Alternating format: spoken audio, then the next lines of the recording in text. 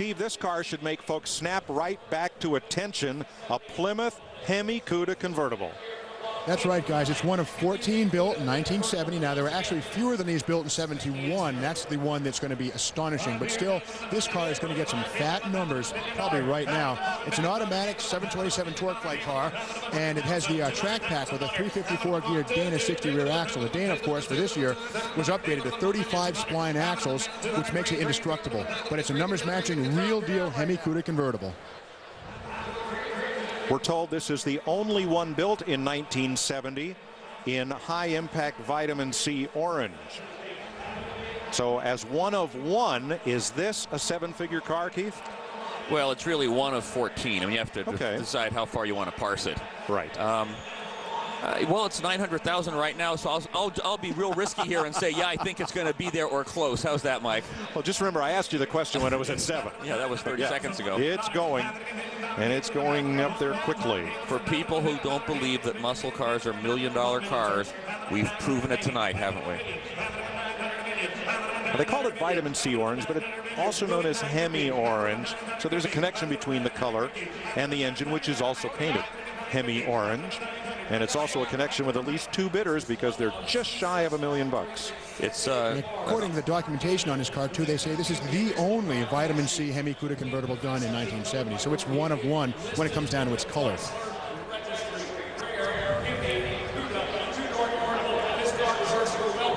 It's an automatic, interestingly enough. I wonder how many of these were 4-speeds. You know, I'm not sure of that number, but inside the car we see a little red badge. That's the carb air.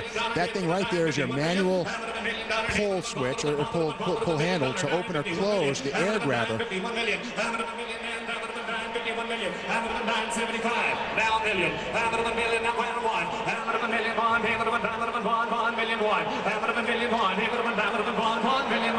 it's worth $1 million now, isn't it?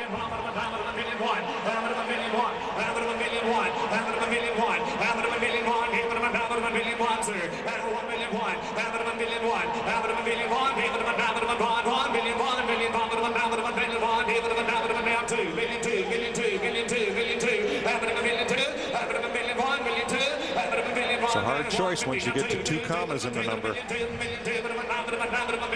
But you know, everybody who's bidding at this level can afford to pay that. It's just how much they want to pay. It's not a question of can they, it's will they.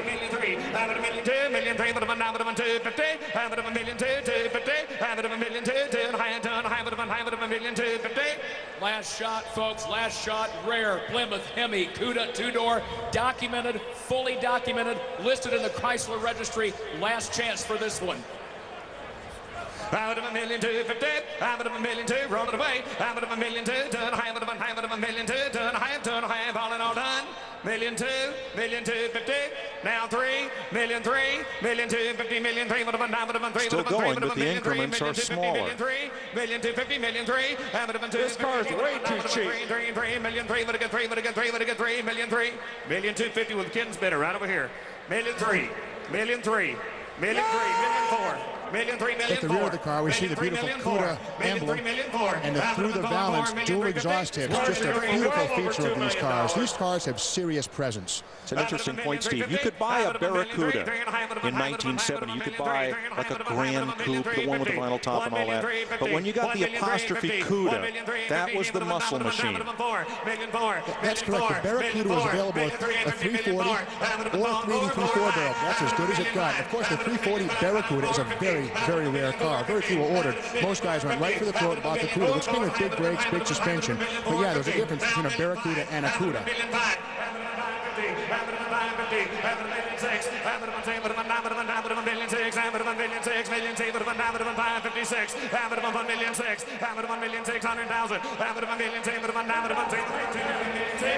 Look how quiet this guy is as he raises his bid. Yes, look at that little nod like you and I take. Can I have some coffee?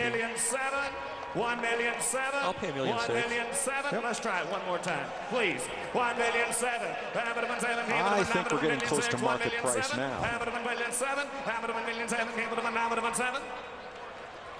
$1 million, 6. $1 million, 7. One of 14. Very rare one of these comes up for sale. Keep going on. You can't escape the rarity or the performance of this automobile. It's the pinnacle of open-top Chrysler cars.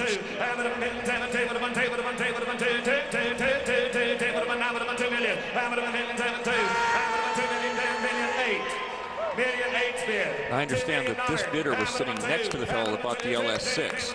So maybe they're buddies and just came here to drop 5 or 6 mil. The guy that bought the LS6 was the underbidder on the Futurama bus.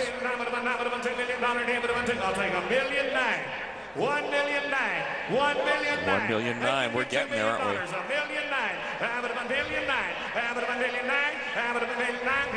There he is. That's the fellow that bought the LS6.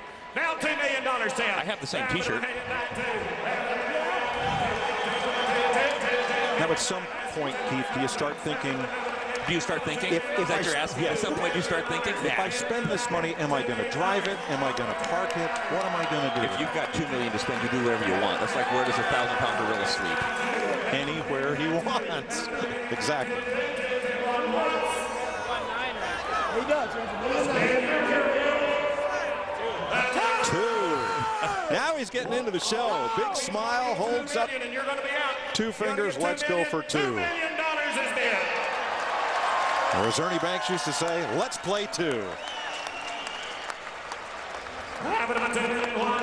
This is the only true reality TV you'll ever see. This is happening real time right in front of us. People spending $2 million for a car. $2 million, $2 million, 1/3 and last call. $2 million, $1/3 and last call. Ladies and gentlemen, all at once, everybody scream sold. Ready? Sold! Did you ask me if I thought I'd get to $1 million?